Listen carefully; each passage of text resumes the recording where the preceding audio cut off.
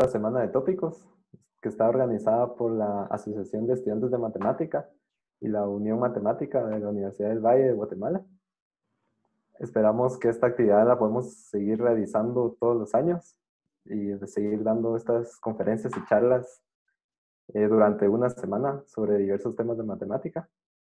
Entonces, nuestro primer expositor es Benjamín Leiva, que nos visita. ¿En dónde es que estás actualmente, perdón? Yo aquí en Guate. Aquí en Guate. Ah, perfecto. Sí, Benjamín tiene un montón de experiencia en temas de economía y también en matemática. Entonces, hoy nos va a hablar sobre el problema de restricción, perdón, el problema de restricción y Optimización restringida. optimización restringida, perdón. Sí. Entonces, espero que les guste la charla y supongo que preguntas hasta el final, ¿verdad? No, podemos ir a hacerlo interactivamente. O sea, Interactivamente. Ah, ok. sí, si Eh, hay preguntas me pueden hacer ahí mismo. ok, entonces yo voy a estar al tanto del chat. Pueden escribir en el chat de Zoom y te hablo cuando tengan preguntas. Ok, perfecto. Ok, muchas Bueno, gracias. muchas gracias, Estuardo. Gracias por la invitación. Yo de entrenamiento soy economista. La matemática hoy, como en muchas ciencias, es una parte esencial del lenguaje que uno usa. En la economía incluso se llega a tal punto que hay algunos que dicen que la economía no es más que una rama de economía de matemática aplicada, con lo cual yo estoy en desacuerdo. Para mí es al revés, uno usa la herramienta matemática para hacer el estudio propio de la disciplina, no es que todo se reduce a simplemente usar ecuaciones. Eh, Hoy día sobre lo que les voy a hablar es sobre la optimización restringida de la economía. Eh, Partiendo con el énfasis que la optimización restringida se usa como un lenguaje. Dando un paso atrás, cuando uno piensa en qué es la ciencia económica, la definición más ampliamente usada la planteó Robbins hace ya 90 años, y plantea que es el estudio del comportamiento humano como la relación entre fines, es decir, hay un objetivo, hay algo que se quiere lograr, y medios escasos que tienen usos alternativos. O sea, ahí está la limitante a eso que uno quiere conseguir. Y eso hace que en la práctica, cómo se hace esto, cuando uno lo aterriza al día a día, es el comportamiento del estudio humano usando optimización restringida. En algunos casos puede ser optimización incluso no restringida, pero usualmente es optimización restringida. ¿Okay? Aquí aclarar que no es que toda la economía es esto, pero las corrientes dominantes dentro de la economía tienen esta forma de realizarse. Usan este lenguaje constantemente. De hecho, ya vamos a ver con más detalle adelante, pero les adelanto que en economía, si tú usas optimización restringida, es más fácil que te tomen en serio que si es que tú usas otro tipo de lenguaje u otro tipo de análisis sobre temas eminentemente económicos, pero sin usar optimización restringida. Entonces se da esa paradoja, que por ejemplo tú te puedes meter a temas de salud, que no, puede que no tengan tanto que ver con economía como uno no la entiende clásicamente, o temas de ciencia política. Y en cuanto se use optimización restringida, los economistas lo suelen ver como algo interesante, como algo razonable. Eh, Mientras que si usas otro tipo de análisis, pero en los temas propiamente economía, como de crecimiento, distribucional, mercado laboral, se ve como algo poco riguroso o poco propio de la disciplina. Ahora, ¿qué es la optimización restringida? Acá no sé bien en realidad cuál es el perfil de los asistentes. Me imagino que son estudiantes de matemática, pero puede que sean de primer año, no sé. Entonces voy a dar una descripción simple de cuál es el procedimiento que uno hace. Uno primero define una función objetivo que va a maximizar o minimizar. También puede ser minimización, pero para hacerlo simple vamos a asumir que es maximizar. sujeto a restricción. Es bastante tautológico lo que le estoy diciendo.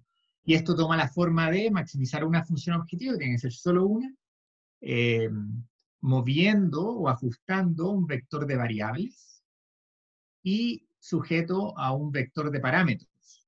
¿Okay? Y esto está sujeto a un vector de restricciones que a su vez comprenden el vector de variables, puede ser el mismo vector o un subconjunto del vector original, y también los parámetros. ¿Okay? Una vez que uno define cuál es la función objetivo y cuáles son las restricciones, uno define un lagrangiano. En ciertos contextos uno puede utilizar el hoteliano también, pero lo más convencional en economía es usar lagrangiano, que es una forma de vincular funciones objetivos con las restricciones para encontrar óptimos que incluyen dentro de un mismo proceso de optimización el conjunto de restricciones. Entonces uno reduce a solamente una expresión la función objetivo y las restricciones.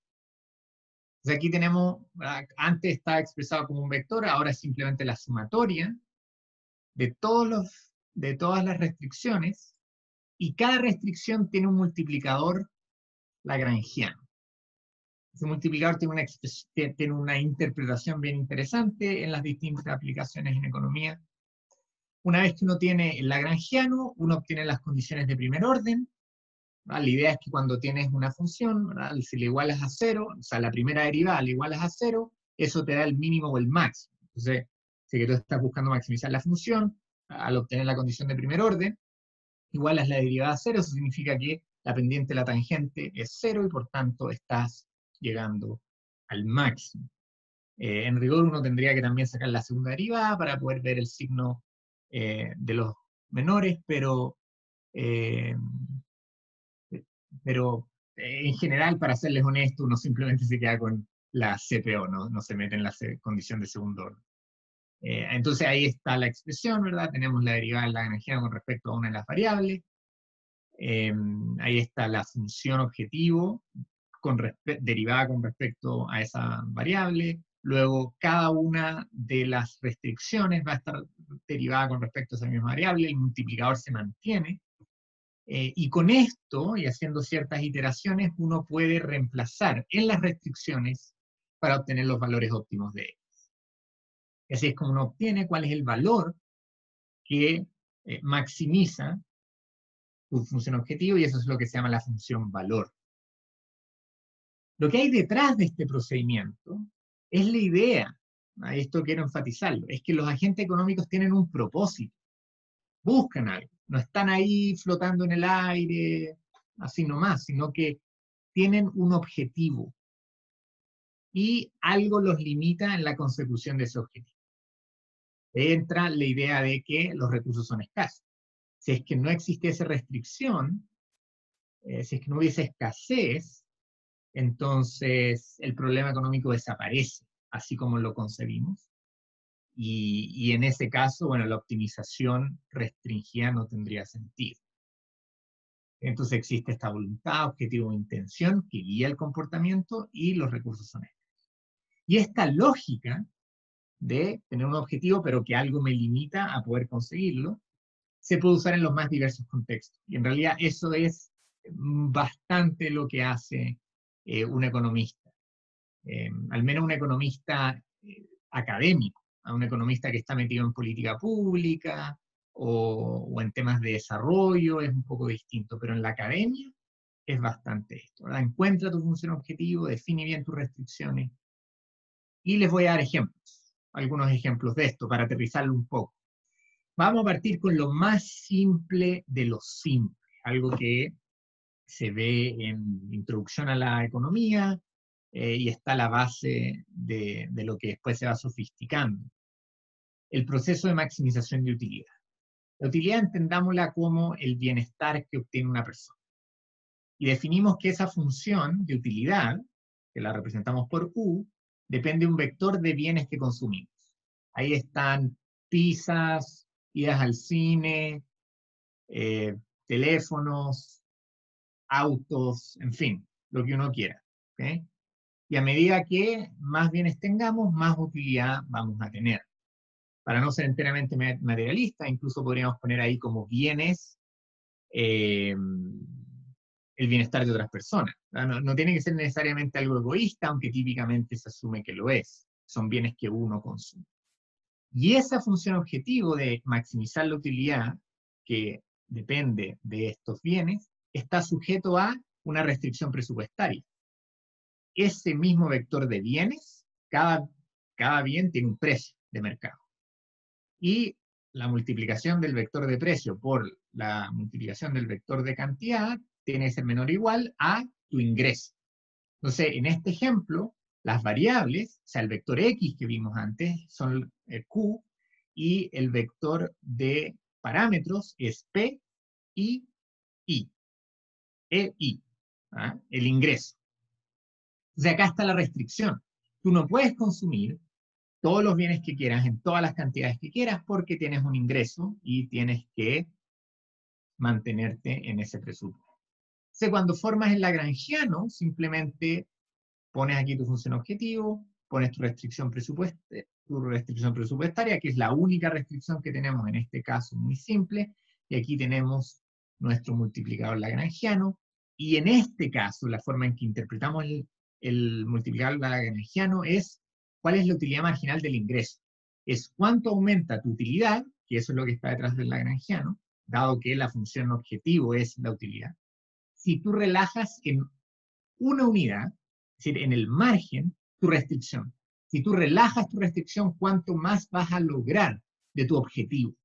Eso es lo que el multiplicador lagrangiano muestra, ¿verdad? Es ese efecto de relajar las restricciones. Acá tenemos la condición de primer orden, ¿verdad? Derivamos con respecto a cualquiera de estos bienes, supongamos la cantidad de pizzas que comemos al mes, y obtenemos la utilidad marginal con respecto a pizzas, menos el multiplicador lagrangiano por el precio de las pizzas igual a 0. Y esa es tu condición de primer orden. Es decir, si reorganizas, te queda que la utilidad marginal de pizzas tiene que ser igual a el multiplicador lagrangiano por el precio de las pizzas.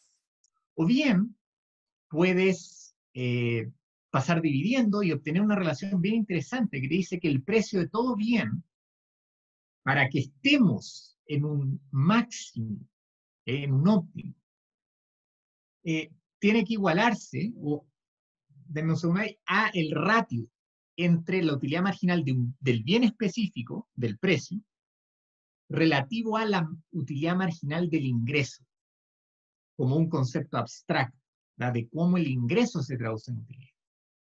Porque eso es lo que el multiplicador lagrangiano te representa, ¿verdad? ¿Cuánto aumenta tu utilidad? Se aumenta en una unidad tu ingreso. Entonces, la utilidad marginal del ingreso. Entonces, esto es un ratio, la utilidad marginal del bien, al cual se refiere el precio, dividido en la utilidad marginal del ingreso, se tiene que igualar al precio, para que estemos en un óptimo. Alternativamente, podemos sacar condiciones de primer orden para no solamente el bien I, sino también un bien J. Aquí lo tenemos, la condición de primer orden para dos bienes, X, supongamos pizzas y celulares, y podemos sacar el ratio. El multiplicador lagrangiano se va y nos queda que la utilidad marginal de un bien relativo a otro bien tiene que ser igual a sus precios relativos. Y esto es lo que llamamos la tasa marginal de sustitución, lo que está a la izquierda. Y lo que está a la derecha es el precio relativo. Y estos son dos conceptos fundamentales en economía. Lo de la izquierda te representa la disposición a compensar de un bien por otro, dado cuál es el beneficio relativo que nos dan. Y lo de la derecha es cuál es la compensación que uno está obligado a hacer, dado los precios de mercado. Entonces, lo de la izquierda es subjetivo, lo de la derecha es objetivo. Y la optimalidad supone que esos dos ratios sean idénticos. Una vez que tú tienes esto, acá no lo podemos ver porque no hemos definido una forma funcional de la función de utilidad.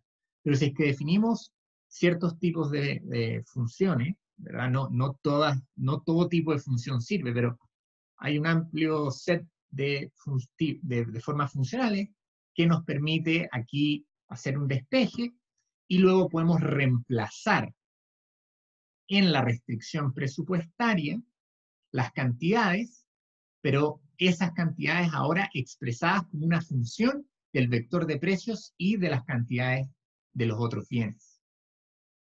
Y ahí despejamos por ese bien en particular y obtenemos la cantidad óptima del bien y, por ejemplo, las pizzas, como una función del vector de precios y el ingreso. Entonces, la demanda, que se llama la demanda marshalliana, la demanda marshalliana por ejemplo, pizzas en este caso, va a depender del vector de precios. Por ejemplo, si sube el precio de las pizzas, la demanda marshalliana va a bajar, y también del ingreso. Si sube el ingreso, la demanda va a subir. ¿Okay? Esto uno lo puede profundizar aún más. Si es que uno está acá, por ejemplo, y tenemos las condiciones de primer orden, uno puede sacar una segunda derivada, y ahí uno obtiene una expresión más compleja que te lleva a poder definir hipótesis refutables. Básicamente, la hipótesis de cómo va a cambiar la demanda por un bien cuando cambie el precio de ese bien, o cuando cambie el precio de otros bienes, o cuando cambie el ingreso. Todas esas hipótesis se refieren a cómo cambia el comportamiento humano, dado que estamos en este mundo en el cual se trata de optimizar algo sujeto a ciertas restricciones. Y esas hipótesis refutables, después uno puede salir al mundo real, buscar datos y testearlo con métodos estadísticos. Y eso es lo que le da a la economía cierta prestancia o cierta reputación por sobre las otras ciencias sociales, que permite derivar hipótesis refutables. Uno puede buscar datos y puede rechazar hipótesis o no rechazar hipótesis. Uno nunca acepta una hipótesis, solo falla en rechazarla. A diferencia de grandes testamentos lógicos que al final del día la ciencia se basa en poder reconocer si los datos te siguen o no te siguen. ¿Alguna pregunta? Este sería un momento, por ejemplo, si hay que alguna duda o algún comentario.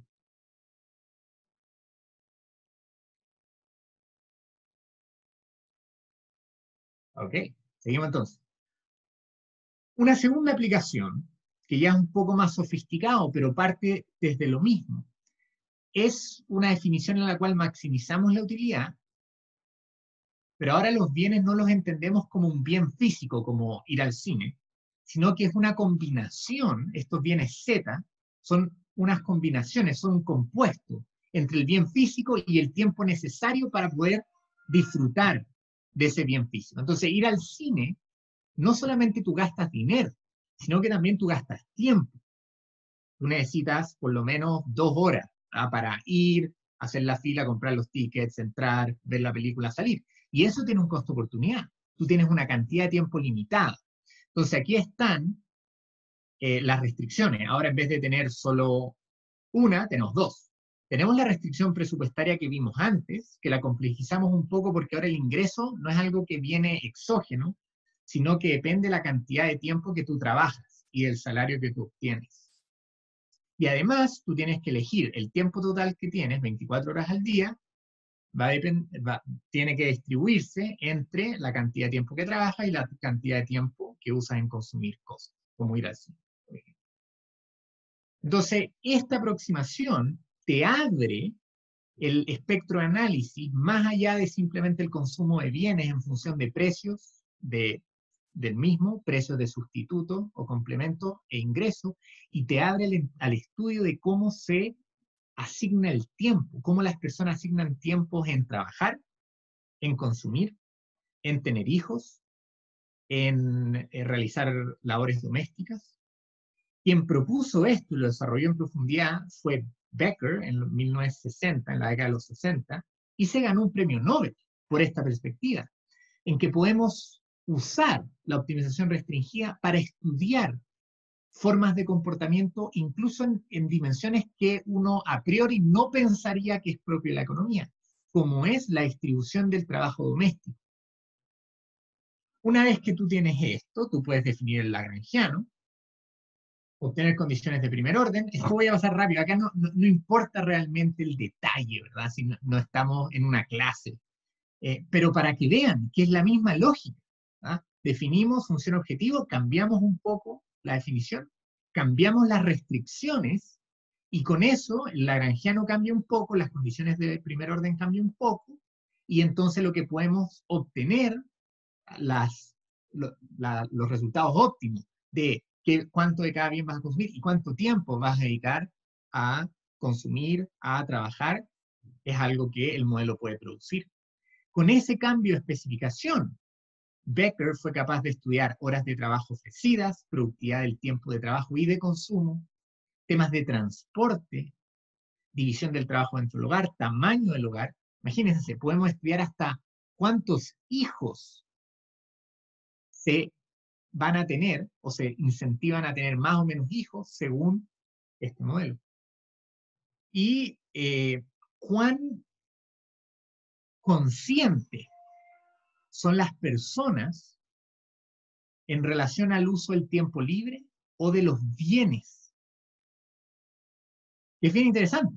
En países como Estados Unidos, por ejemplo, donde las personas tienen más ingresos en promedio que en Guatemala, las personas, a pesar de que tienen más dinero, son muy conscientes de su tiempo y están constantemente optimizando su tiempo. Y por otro lado, son bastante desperdiciantes de bienes. Botan comida como locos, cambian los celulares constantemente, los autos, o sea, la parte material la desperdician, la parte del tiempo la cuidan mucho. En países como Guatemala o en menores ingresos se da lo contrario, los bienes se cuidan mucho y el tiempo es mucho más relajado. Uno se toma largas conversaciones, uno se toma largas sobremesas. En Estados Unidos la sobremesa es algo muy poco común. Las personas van, comen y se van, y ya está, incluso con la familia.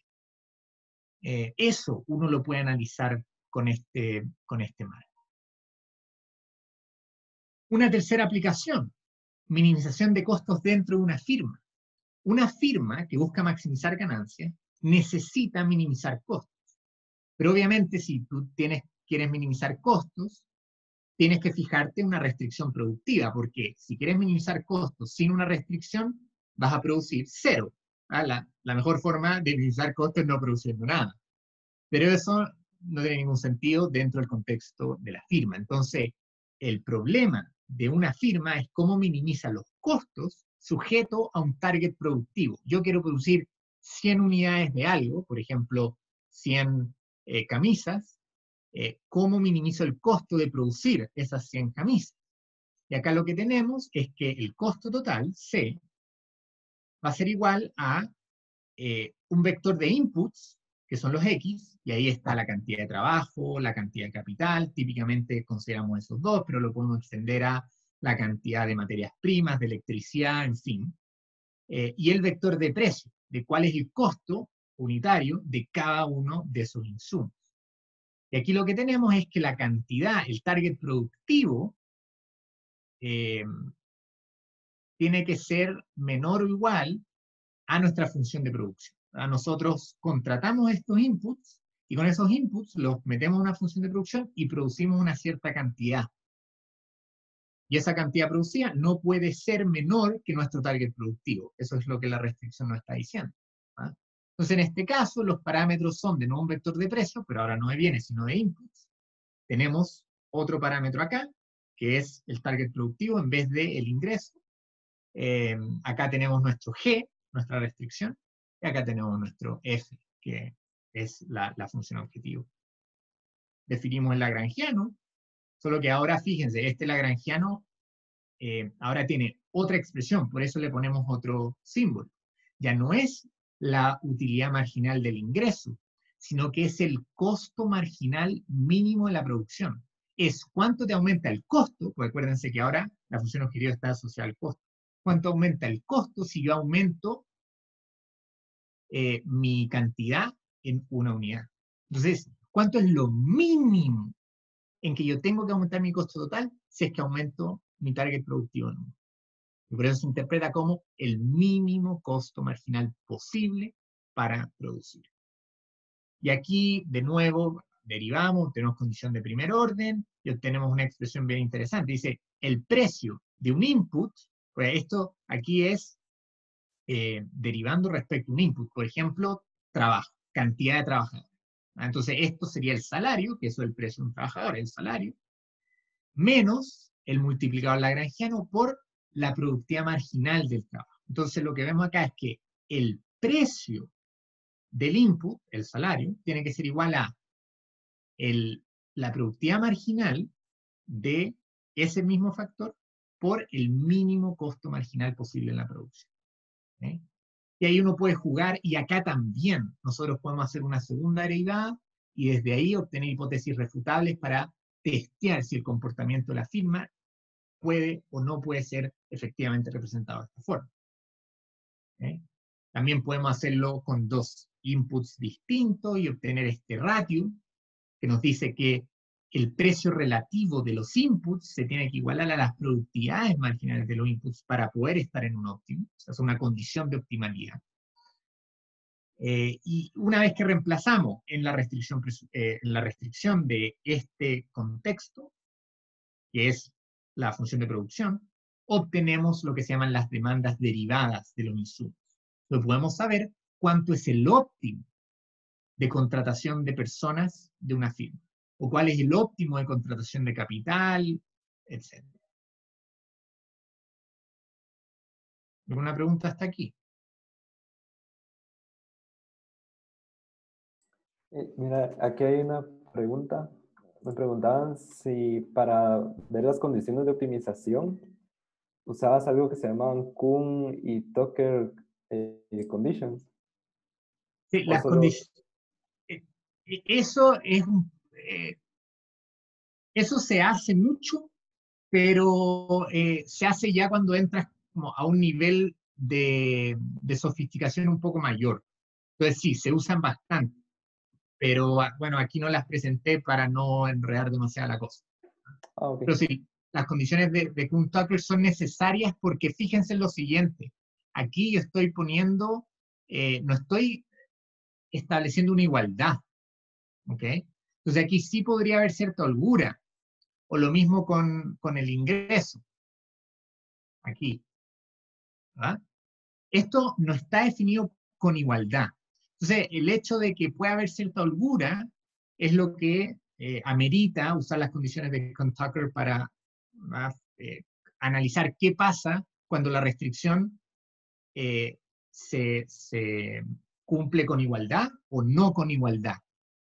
En inglés, slack or no slack. Si es que uno asume que no hay slack, que no hay holgura, entonces las condiciones de Kuhn-Tucker no son necesarias. La condición de Kuhn-Tucker generaliza esto para poder reconocer eh, que hay veces que la restricción no se da con igualdad. Ay, gracias. Buena pregunta. Bueno, y por último, para traerlos ya a un tema aún menos típico de economía, yo apliqué, mi tesis de doctorado fue básicamente aplicar la optimización restringida para poder estudiar cuál es el rol que juega la energía en los sistemas económicos.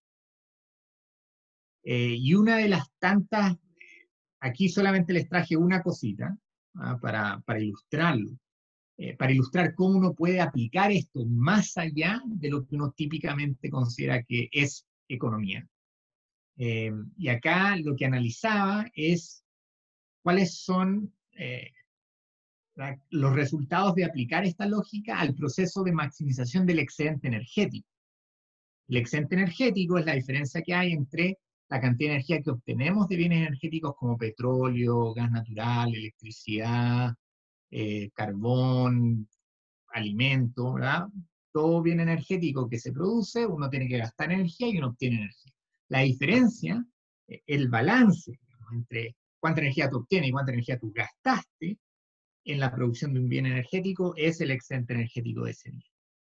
Entonces, con toda una, digamos, con toda una descripción intelectual de por qué esto es relevante, llego a definir aquí el problema. El problema, el objetivo, es maximizar el excedente energético, que depende del contenido energético de los bienes producidos. El contenido energético son estos deltas, la cantidad de los bienes son los Q.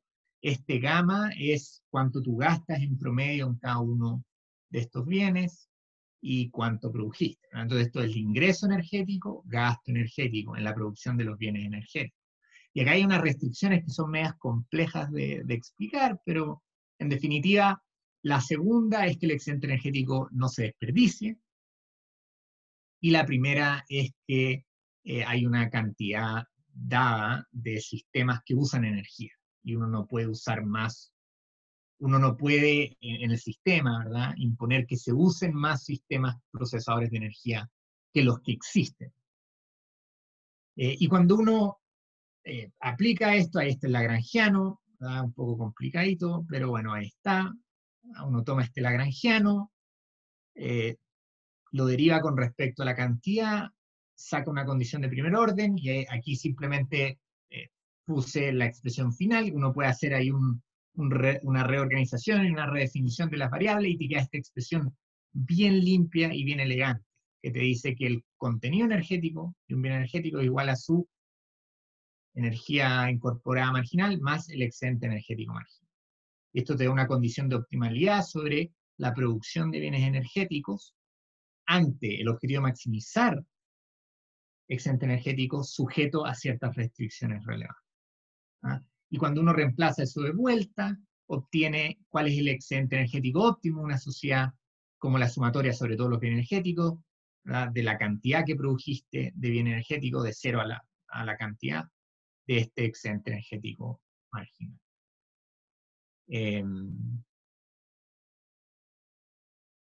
Y ya para, ¿verdad?, ir completando esto, enfatizarles que realmente esto tiene una aplicabilidad amplísima. En política fue una revolución cuando se empezó a usar la idea de optimización restringida para analizar las dinámicas que se dan dentro de la esfera política, como una herramienta de las ciencias políticas, para entender cómo funciona el Estado. La idea de que en el Estado hay personas que buscan algo, y eso algo puede ser muy distinto al bien común, y tienen ciertas restricciones. Entonces siempre el arte está en encontrar una función objetivo interesante y restricciones que sean razonables y relevantes a esa función objetivo. O sea, a veces, por ejemplo, en política se considera que lo que buscan maximizar los políticos es la cantidad de votos, y su restricción es el presupuesto público. Y eso te lleva a ciertas dinámicas bien interesantes de analizar, muy distintas a la idea a priori de que el político está buscando el bien común, o incluso que el bien político es un parásito que lo único que quiere es robar. ¿Okay? Lo más interesante, como he dicho siempre, es que te genera hipótesis refutables que luego puedes testear. Puedes ver si el comportamiento más o menos se aproximó a lo que tu hipótesis está prediciendo. ¿Okay? Esto fue tan impactante que, así como Becker se ganó el premio Nobel de Economía por llevar la optimización restringida al plano de la familia y la asignación del tiempo, Buchanan se ganó el premio Nobel de Economía por aplicar optimización restringida o la lógica de optimización restringida a las ciencias políticas. También se ha usado para estudiar demografía, que igual está asociado a lo de Becker, dinámicas de discriminación, la familia, interacciones sociales, incluso religión, formación de capital humano, recursos humanos dentro de las empresas, y comportamiento estratégico cuando tienes, por ejemplo, pocas firmas dentro de un mercado, entonces hay dinámicas oligopólicas ahí que se pueden estudiar con optimización restringida también. Entonces, al final, como les decía, es un lenguaje, es una forma de interpretar la realidad. Como palabras de cierre, la optimización restringida la podemos concebir como la herramienta del imperialismo económico. Hay dos artículos que se llaman así, imperialismo económico. Uno es como en los 30, el otro está en los 70. Y de lo que se trata es que en cuanto tú apliques la optimización restringida a dimensiones de la realidad que no son propiamente económicas, como lo puede ser la religión o las ciencias políticas, tú estás, en efecto, invadiendo intelectualmente un campo desde otro. Estás usando la dinámica que partió dentro de la economía para estudiar los fenómenos económicos, para entender otros fenómenos. Y eso es básicamente lo que les mostraba aquí, ¿verdad? Las aplicaciones que van más allá de la economía, de la optimización restringida, es lo que motiva esta palabra que es provocadora, ¿verdad? Este concepto provocador que es el del imperialismo económico, de cómo podemos usar este lenguaje para interpretar otros dominios. En general, si ustedes pueden definir una función objetivo y pueden identificar restricciones relevantes para esa función objetivo, vas a poder obtener un modelo predictivo e hipótesis refutable. Esto no significa que siempre lo vas a poder hacer, porque siempre el demonio está en los detalles, ¿verdad? Hay veces que puedes hacer un modelo y en el camino te das cuenta que por ciertas formas funcionales o por ciertas relaciones que estableciste, no puedes establecer una hipótesis refutable. Pasa, ¿no? O sea, no es que es magia esto, pero ese es el camino para poder hacerlo. Y si además de eso puedes obtener datos y testear, de eso es lo que se trata la buena ciencia. Ahora, algunos detalles importantes. Todo modelo descansa en supuestos. Y aquí yo me pasé eso por alto, ¿verdad? Cuando tú defines, por ejemplo, que un individuo está maximizando utilidad sujeto a su restricción presupuestaria, hay un montón de supuestos que yo ni siquiera mencioné. Como por ejemplo, que la función de utilidad tiene que ser derivable 2 veces. Porque si no lo es, no puede sacar las condiciones de primer orden. Y todo el esquema se va a la basura. Entonces, hay que asumir a priori que la estructura de preferencias te permite tener una función de utilidad bien comportada. Eso significa que la primera derivada existe y es positiva, y la segunda derivada existe y es negativa. A eso. Entonces hay un montón de condiciones que uno tiene que asumir. Y aunque hay una discusión gigantesca en economía acerca de la importancia de los supuestos, en general uno puede reconocer que para que el modelo y sus conclusiones sean relevantes, los supuestos en los cuales se sostiene tienen que ser relevantes. ¿Ah?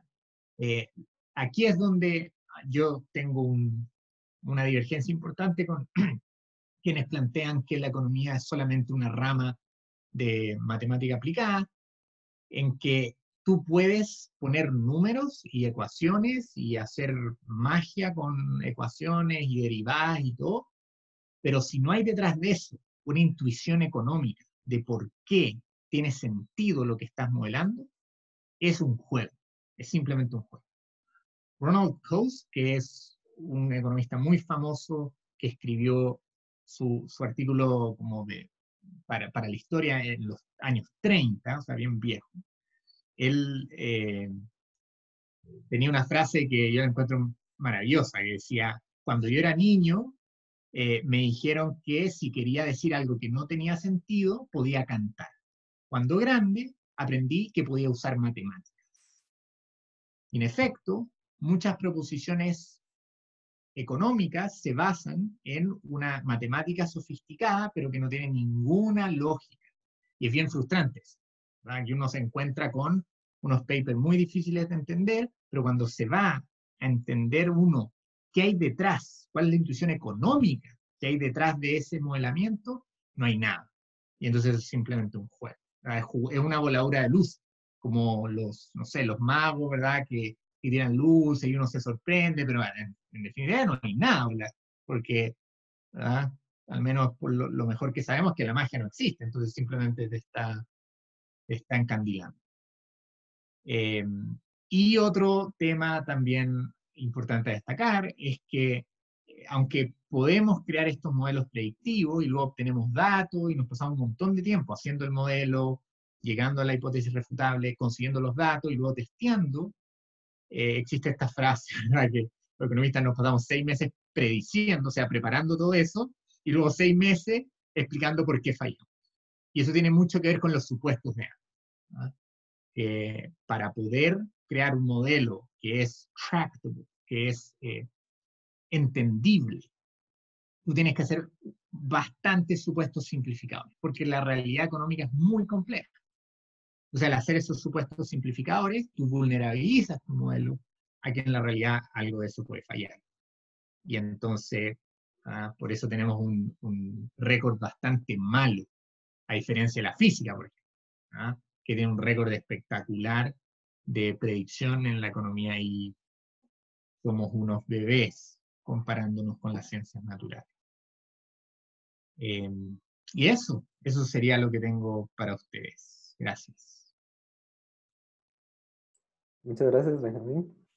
Si alguien tiene alguna duda, puede escribirlo en el chat de Zoom. Para mientras, yo te quería preguntar, como dijiste de que se plantean las hipótesis y luego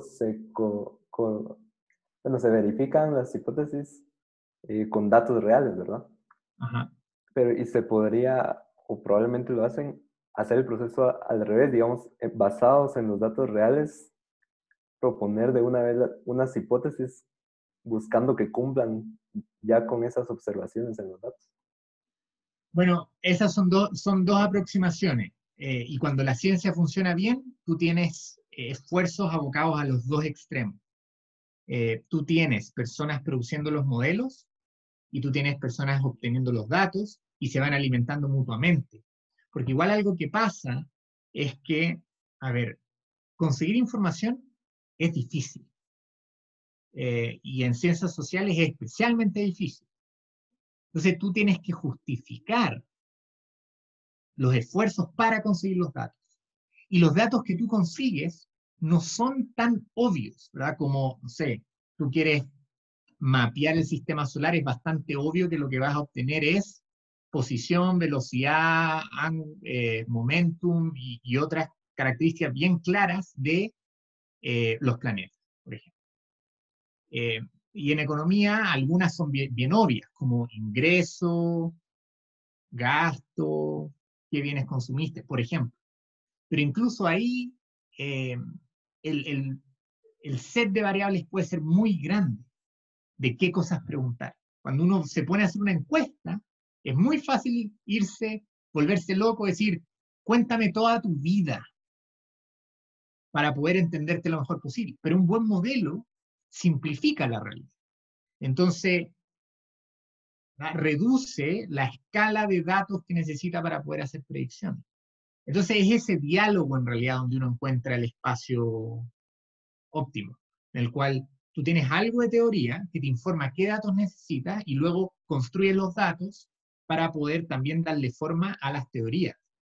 Y ahí yo no te diría cuál es mejor, sino que te diría necesitamos las dos. Necesitamos la obtención de datos, algo informado por teoría, y la construcción de teorías también informados por los hechos estilizados. ¿Ah? Tú con alguna noción de cómo es la realidad, tratas de sistematizar esa realidad a través de estos modelos que son el esqueleto del fenómeno. ¿Ah? Tú lo que estás tratando es sacar todo el ruido y quedarte con los huesos, la esencia de lo que está ocurriendo. Pero para eso sí necesitas alguna intuición, y eso lo obtienes de los datos. Pero también para obtener los datos necesitas algo de teoría, entonces ahí va. ¿No? Ok, gracias. Sí. De hecho, quizá ahí complementar solo, en economía pasó durante los 40, 50, 60, 70 y hasta ahí, que estuvo muy cargado a hacer teoría, teoría, teoría, teoría. Y desde los 80, 90, está cada vez más orientado a datos, datos, datos, datos. Y hoy está como la sensación de que los tiempos de las grandes teorías se acabaron y que ahora se trata de obtener datos, datos, datos, datos y testearlos con las teorías existentes y hacerle pequeños tweaks a las teorías existentes con la enorme cantidad de datos que estamos pudiendo generar y procesar. Sí, sí, claro. Mira, respecto a eso, preguntan, dice, en macroeconomía, JP Morgan, por ejemplo, ¿cuál sería un estimado del porcentaje de predicciones que fueron precisas? ¿Existe evidencias que con el avance de los modelos, econometría, etcétera, en el siglo XX, las predicciones han mejorado? Esto va a ser vergonzoso, pero la respuesta es no. La macroeconomía es especialmente débil en su predictibilidad. Existe un meme que es espectacular, que muestra dos dimensiones, utilidad como de cuán valioso es en la práctica, y predictibilidad. Y en la macroeconomía tienes algo muy útil, pero que predice muy mal, y la microeconomía tiene que predice muy bien, pero que es muy poco útil. Y yo lo veo bastante así. La macroeconomía hoy está en crisis. Y con el COVID está en doble crisis, pero incluso antes del COVID estaba en crisis. Existen lo que se llaman las disciplinas degenerativas, que es tú creas un modelo y le va mal, y entonces en vez de tirar toda la basura y aproximarte de nuevo al fenómeno con ojo limpio, ¿verdad? Tú en vez de eso te quedas con el primero y lo hace un poco más complicado, y un poco más complicado, y un poco más complicado, y un poco más complicado, para tratar de ir reaccionando frente a los fenómenos que no puedes explicar. Y la macro está bastante ahí. Por ejemplo, lo que hoy tiene vuelto loco a los macroeconomistas es la inflación. Todos los modelos que tenemos habrían predecido una explosión en la inflación estadounidense en los últimos 2 años. Y no pasa nada. Y nadie entiende por qué. En los bancos, el sistema de banca central estadounidense es bien complicado, ¿verdad? Tiene varios bancos centrales, entonces es un sistema en realidad. Pero los temas que están ahora, y como en candentes, es ese. ¿Dónde está la inflación? Porque todos nuestros modelos nos dicen que si tienes una economía, esto antes de la pandemia, ¿verdad? Si tú tienes una economía que está con pleno empleo, o sea, el desempleo está bajísimo, el capital está siendo usado enteramente, y corres un déficit fiscal como el que corrió Trump antes de la pandemia, eso se traduce en inflación. Eso es como lo más básico de los modelos que tenemos de macro. Y no pasó, simplemente no pasó. Entonces, sí, hoy estamos en un momento de introspección y reflexión macro, de a ver cuáles son los modelos que deberíamos usar. Una expresión de eso es el auge de lo que se llama la teoría monetaria moderna, que es toda una corriente contra hegemonía, que cuestiona algunos de los principios más básicos de la macro que teníamos como verdades. Y bueno, eso es una expresión de eso, ¿verdad? Cuando las teorías que tenemos no logran predecir e interpretar los fenómenos que estamos experimentando, es que aparecen las fisuras que permite el surgimiento de cosas nuevas, ¿verdad? Y eso es en toda ciencia, ¿verdad? Cuando pensamos, por ejemplo, el surgimiento de la economía, de la física relativista, tiene que ver con la incapacidad de predecir el movimiento de Mercurio.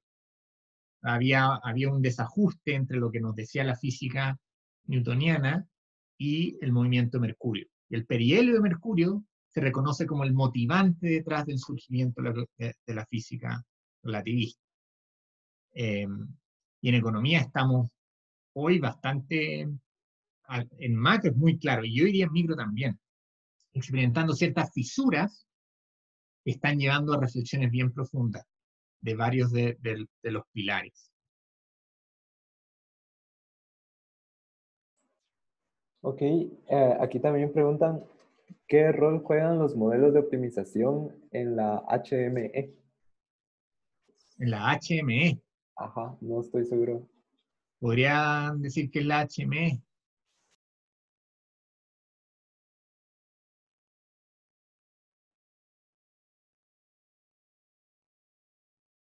Ah, hipótesis de mercados eficientes. Ah, ok, muy bien. A ver, la hipótesis de mercado eficiente, para poner en contexto a todos, es la idea de que los mercados logran la asignación Pareto eficiente de los recursos. Es decir, una situación en la cual es imposible reorganizar la asignación de recursos y mejorar a alguien sin que alguien más salga perjudicado.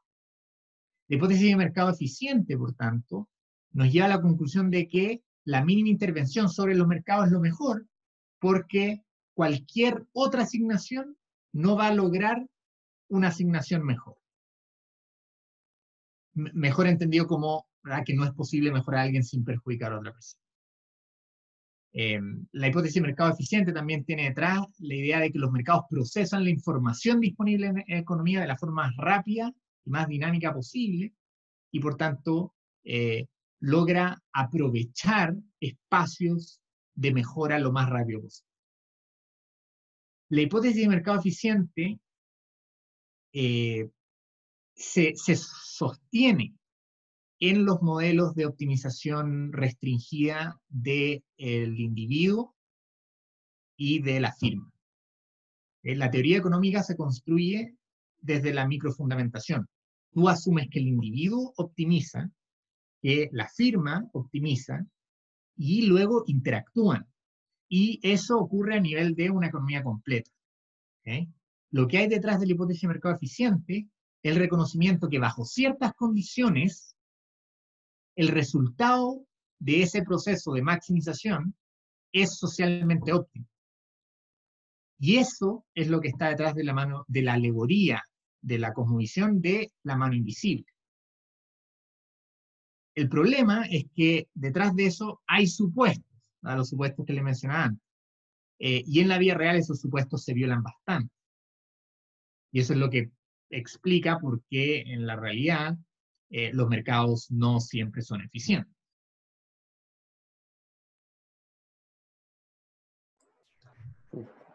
Gracias.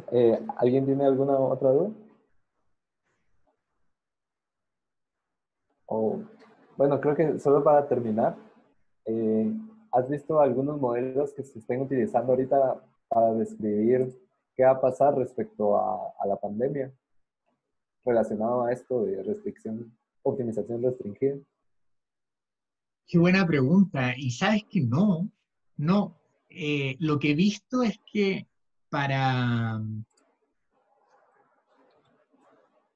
en general, lo que más he visto de modelamiento asociado a la pandemia tiene que ver con las curvas epidemiológicas, que es lo que más está en boga. ¿Ah? Y ahí no se usa optimización restringida. Ahí lo que se usa son ciertas funciones de comportamiento epidemiológico. Ahora, lo único que vi que fue en una conferencia, y es donde tú lo podrías aplicar de una forma bastante natural, es que como, eh, tú como gobierno lo que quieres hacer es minimizar el costo de la pandemia. Y el costo de la pandemia tiene dos componentes. Tiene el componente humano, que tú le tienes que asignar algún valor monetario para poder implementarlo en tu modelo de optimización restringida. Y por otro lado, tienes el costo económico directo, que eso está en dinero, ¿verdad? Entonces tú tienes por un lado el costo económico, que es cuánto cae el PIB, y eso es dinero, y luego tienes el costo humano, que tú lo puedes transformar en un costo económico a través de lo que se llama el valor de la vía estadística. ¿Okay? Entonces, si tú quieres minimizar el costo de la pandemia, sujeto a restricciones que tiene que ver con cómo se da la dinámica epidemiológica, eso es una restricción. Y por otro lado, cómo las políticas que te minimizan el costo humano te aumentan el costo económico, y viceversa. Entonces ahí está la compensación. Y ahí tú lo podrías aplicar fácilmente, ¿verdad? Yo vi en una de las conferencias a las que asistí, el presentador mostraba la compensación, que lo que está detrás de una compensación es una restricción, y por eso lo que está detrás era eso. ¿Ah? La idea de que queremos minimizar el costo y tienes esta compensación entre costo humano y costo económico, y ahí tienes que decir qué política tomar para minimizar el costo agregado. Pero ahí el académico no lo planteó formalmente, así como quiero minimizar esto sujeto a esto, solamente puso esa gráfica. Pero sería un ejercicio bien interesante hacer. Gracias. Aquí siguen habiendo preguntas. Dice, si podrías mencionar algo acerca de la utilización de la teoría de control óptimo que si no estoy mal se usa el hamiltoniano en vez del lagrangiano. ¿Y cuál de los dos métodos se utiliza más en economía? Ok. Mira, en economía, el lagrangiano se usa cuando estás con tiempos discretos y el hamiltoniano se usa cuando estás en tiempos continuos. Entonces, típicamente, cuando tú te pasas a dinámicas intertemporales, en las cuales tienes que optimizar sobre un tiempo continuo, por ejemplo, análisis de cambio climático, ¿ok? Entonces tú quieres ver cómo tú maximizas el bienestar social sujeto a ciertas restricciones que te impone el cambio climático, ¿verdad? Si tú aumentas las emisiones, tú reduces el costo de producción, lo que te aumenta el bienestar, pero eso genera más emisiones, que tiene un impacto en el clima, que a su vez te reduce en el futuro, y entonces ahí está la compensación, y ahí está la restricción, el sistema climático.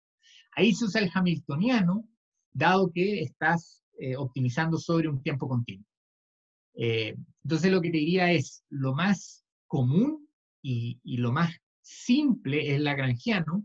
El hamiltoniano se usa como en versiones más sofisticadas de optimización restringida. Muchas gracias. Ok, ¿no hay más preguntas? Sí, sí, sobre teoría de control óptimo no me sentiría muy cómodo porque no estoy en verdad seguro a qué se refiere eso. Eh, Así que lo voy a dejar ahí. Ok.